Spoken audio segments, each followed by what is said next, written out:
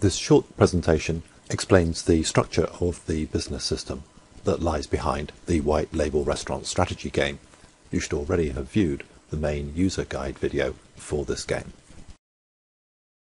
Now, you are pretty fortunate in this game to have access to almost every important number you may need in order to understand the performance of the business and to make decisions. Many real businesses lack information on important items, even though they provide data on other things that are less important. In spite of all this information, though, it's still hard to understand exactly what's happening and why, because you can't see the causal relationships between the items in the business. Parts of it are clear enough, the income statement, for example, but what's the relationship between all those soft issues around customers and value for money, for example? What we need to know then is how the business actually works, and that's what the strategy dynamics view of the business will help you with. First of all, let's put the business back to the start of the Perfect Start challenge. And we'll now open up an option which will give you more of a picture of what's going on. In the Help menu, click Clear Instructor option, click OK. Now restart the game, but this time select option B on the Instructor Options window. Open a challenge once again, Perfect Start, and now you have an additional report available. It should come up automatically, but if it doesn't, under Reports you will find an item called Resource Map. Now this looks pretty scary, so let's take it slowly, starting with the top 2/3 of the report. First of all, notice just below the middle of the report the profit per restaurant of $5,900 per week, the same number as is given in the restaurant profit and loss. To keep the report readable, we're displaying values as thousands rather than dollars. The 3 arrows linked into this item show that it is explained by the meals sold per restaurant, 1,588, the price of those meals, $11.40, and the total restaurant cost of $5,900. It's too crowded to show all the detailed numbers, such as gross margin, but this is enough to explain where the profit per restaurant number actually comes from. How come the average restaurant sold 1,588 meals per week? Well, those meal sales must come from some number of customers visiting the restaurant with a certain average frequency.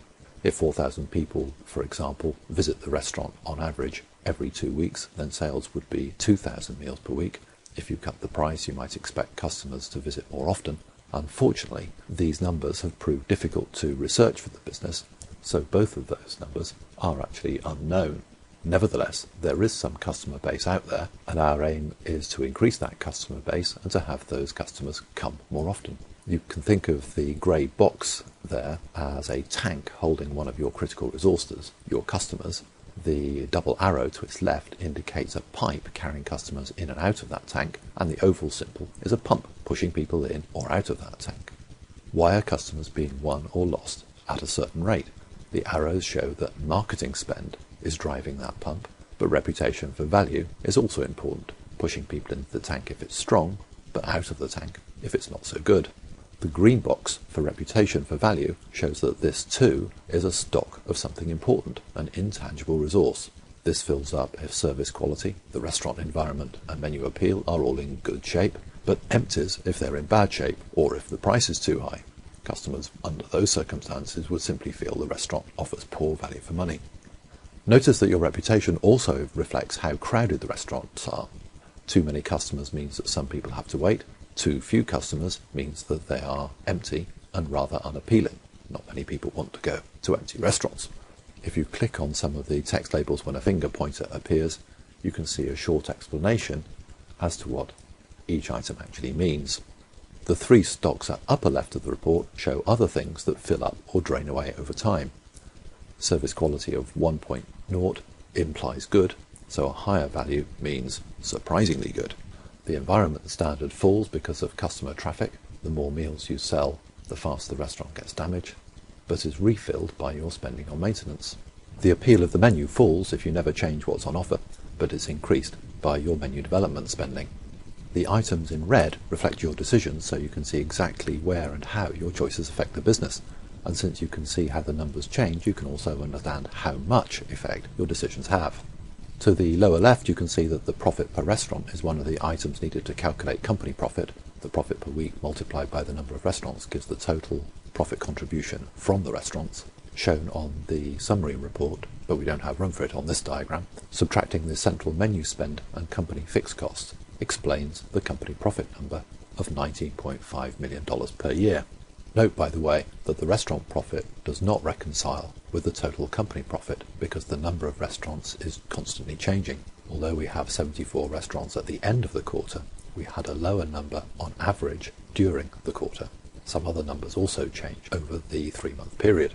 At bottom left, you can see the management bonus of $33,400, which was awarded because company profit exceeded the profit target. If you fall short of target, bonuses will be reduced, and instead of the green "well done" symbol that you can see there, you will see a yellow warning and a text message asking you to do better.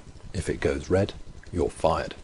Finally, across the bottom of the report, you can see the maximum amount of capital that headquarters would give you to expand the business, just above the amount you actually are spending.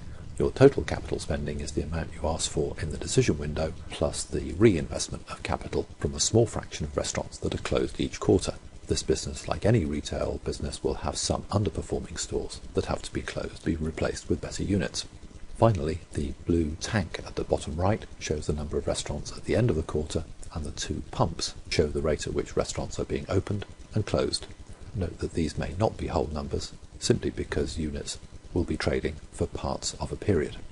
So now you have a crystal clear picture of the system you're trying to manage, showing exactly what your decisions affect and how those impacts work through the system to generate performance.